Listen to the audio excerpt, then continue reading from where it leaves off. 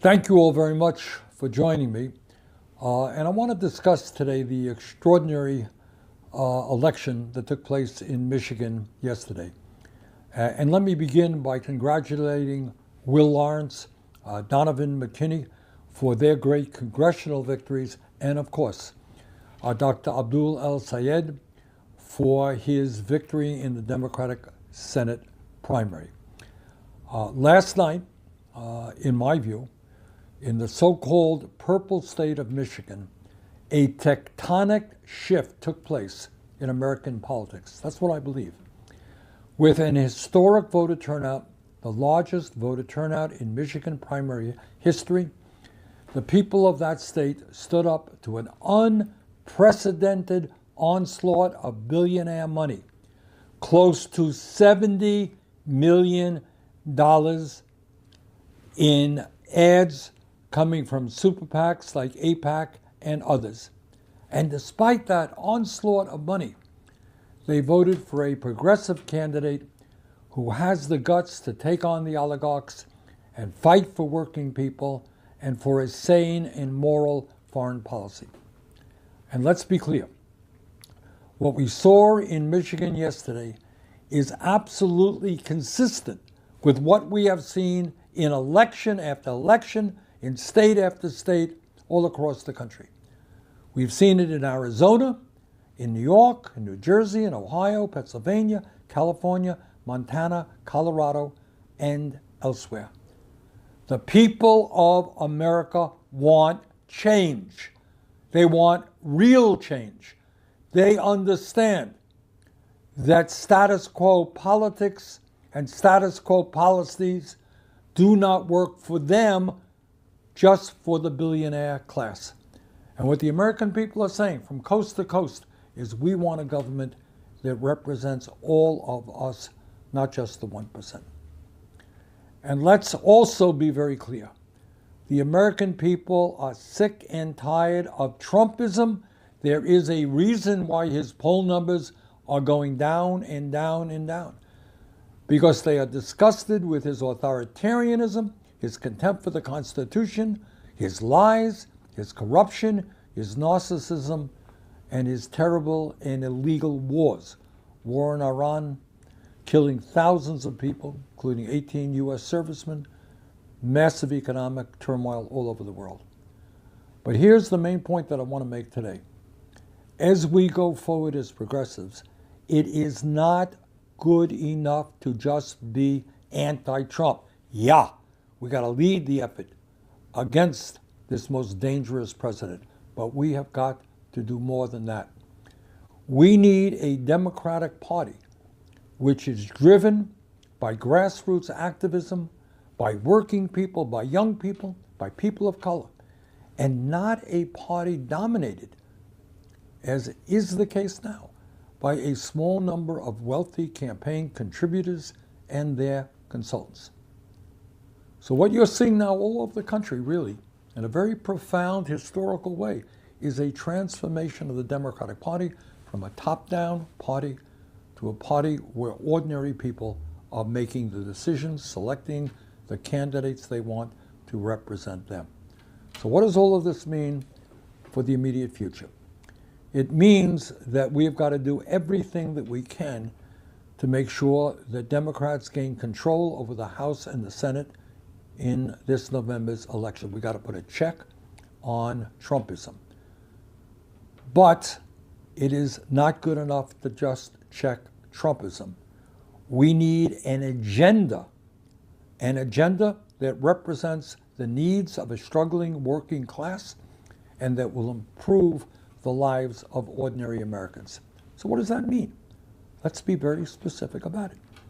Anybody out there think that our healthcare system is working? Nobody does.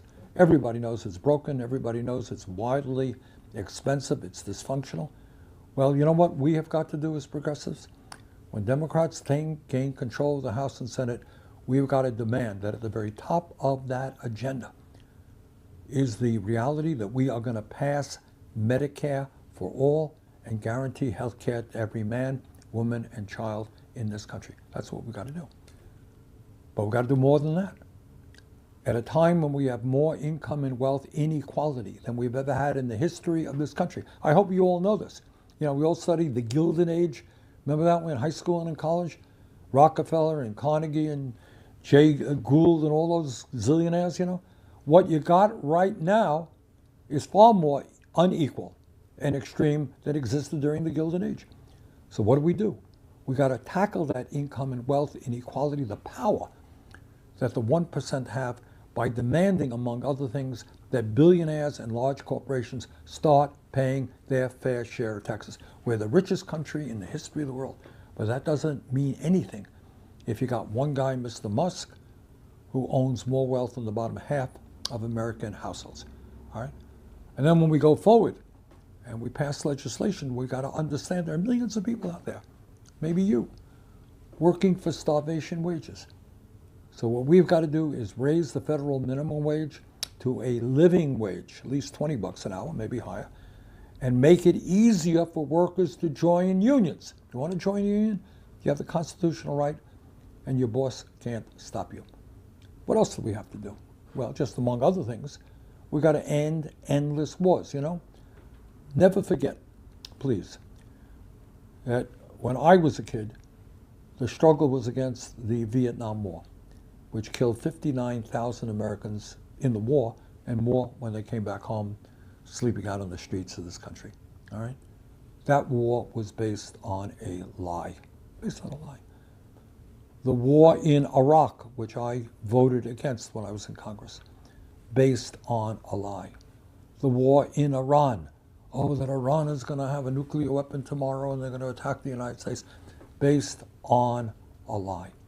So we've got to stop endless wars. We have to stop excessive military spending, and we have to stop funding the extremist government of Israel, which has committed genocidal actions against the Palestinian people. We've got to stop that.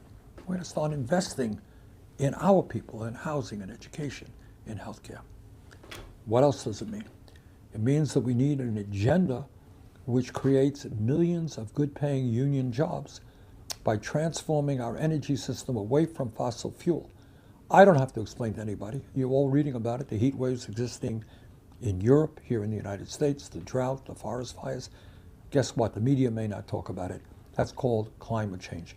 And that's exactly what the climate scientists have been telling us is going to be happening. I want this country, and I think you want this country, not to do what Trump does, which is think that climate change is a hoax while the oil companies make billions. We want to lead the world in transforming our energy system away from fossil fuel into energy efficiencies and sustainable energy. We need to build millions of units of affordable housing so the 20 million households in this country are not spending half of their limited incomes on housing. We need to make sure that our young people, young couples, can own a home when they are young and not when they're middle-aged, which is the case right now. We need to create universal and free childcare. And we need to have public colleges and universities that are tuition free. Can we do that? Of course we can do that. We're the richest country in the history of the world.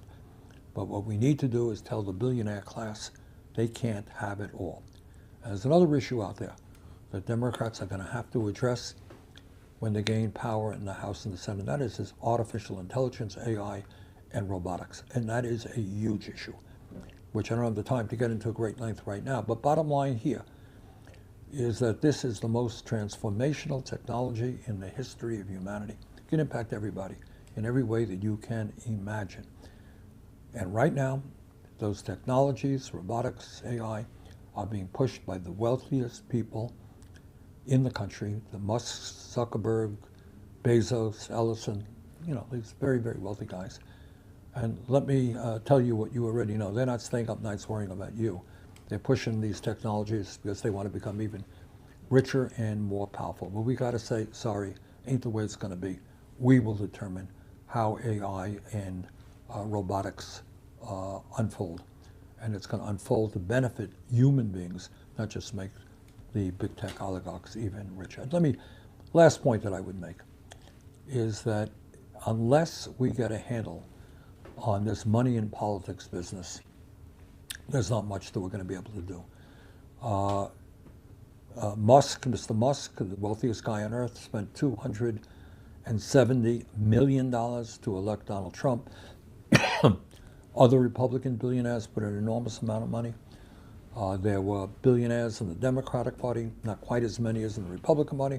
They also influence campaigns in a very significant way.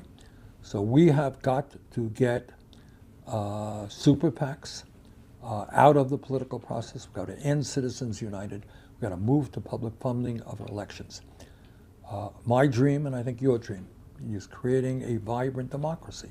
One person, one vote. We debate issues, not where you have billionaires or super PACs like AIPAC flooding the airways with lying ads. So there is a lot on the table right now. But let me conclude by giving you some very good news and thank many of you for what you're doing in a very difficult moment in modern American history, maybe the most difficult that we've ever seen. Progressives are winning from one end of this country.